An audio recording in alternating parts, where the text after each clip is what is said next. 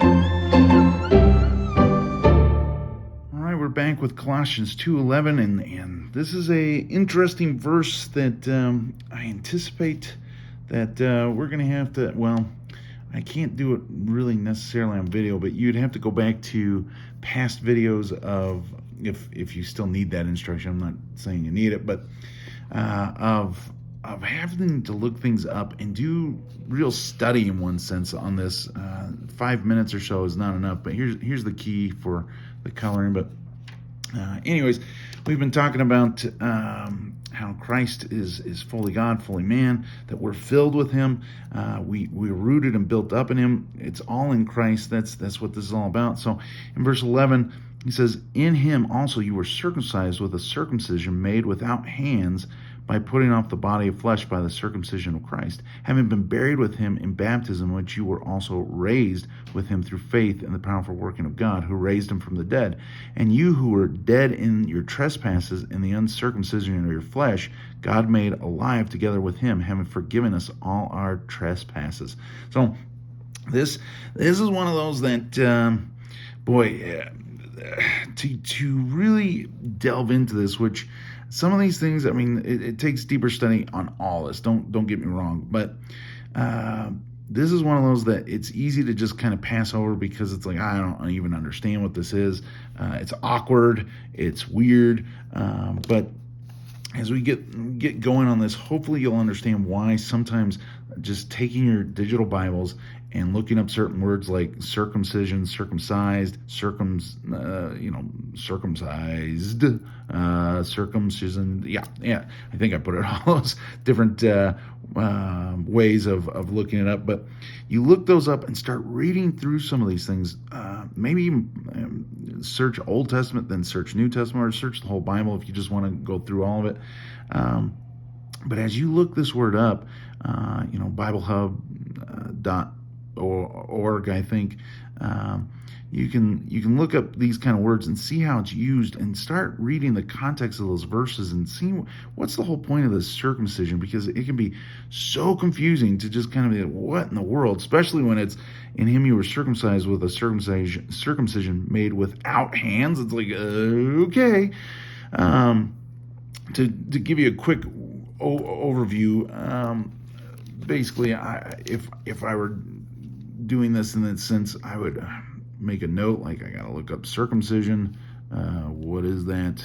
It creates questions. What is it?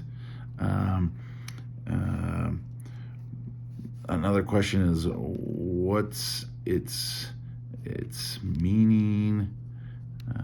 So what is it? And if you know what circumcision is, that's the that's the awkwardness of this study. But that's just the surgery that really set Abraham apart, and it is a taking away of the flesh from the foreskin to basically say, I'm submitting myself to the Lord. And again, that's this idea. What's this meaning? What's the point of it? This is one of, actually, as confusing as this passage is, this actually points out one of the clear points that explains circumcision. This verse is an explainer of circumcision. So in him also you were circumcised. So again, we can't go into a full study, but those are the kind of questions. You write down your questions, you start looking it up, figuring things out. But in him you also were circumcised with a circumcision made without hands. I would underscore that with made without hands in him.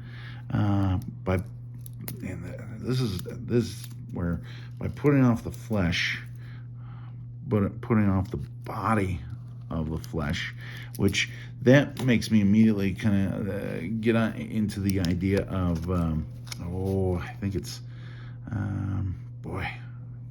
Second Peter. But I can't. No, maybe it's First Peter. Here, I'll look it up real quick with my other Bible next to me.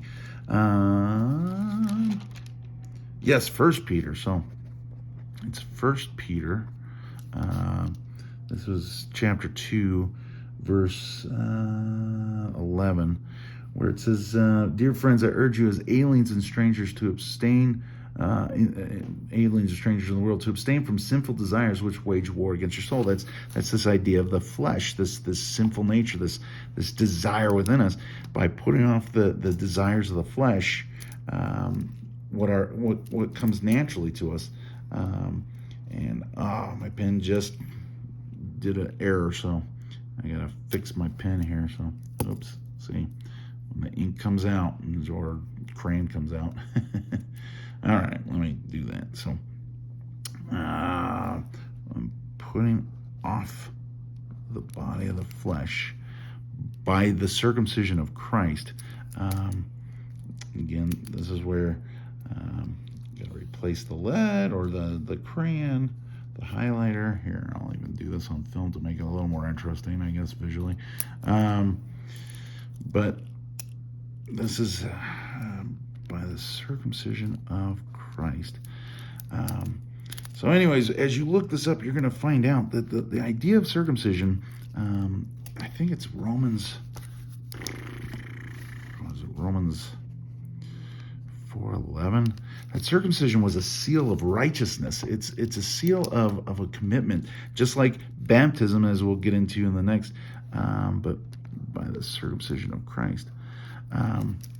That baptism and circumcision both are kind of a outward seal of an inward issue. It's a commitment. It's a choice to not live by the natural self, but rather live by a supernatural choice of following Christ, doing what he says. Even if you don't want to, you choose Christ over yourself. And that's where you're putting off the body of the flesh and you're putting on the new life.